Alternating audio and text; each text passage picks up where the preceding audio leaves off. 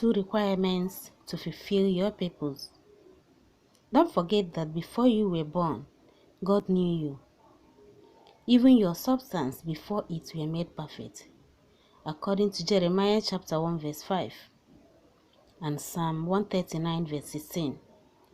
No matter what God has assigned you to do, He knows that you can do it perfectly. God knows that great giants are already standing on your way to stop you. God knows that your own imperfection will play its part in your life, but He chose you. God didn't choose you because of what any man sees. God didn't choose you because of what man can hear.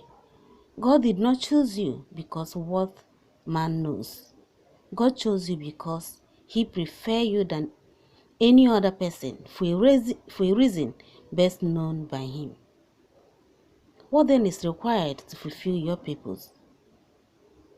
It is very simple to say, but requires a very strong conviction from your part as a proof that you really want to fulfill your purpose.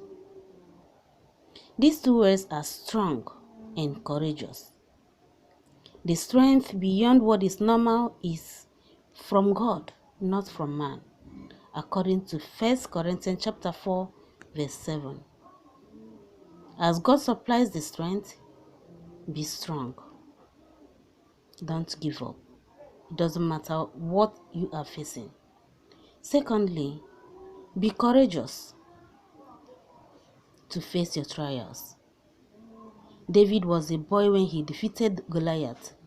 He took courage and God gave the victory, according to 1 Samuel chapter 17, verse 33.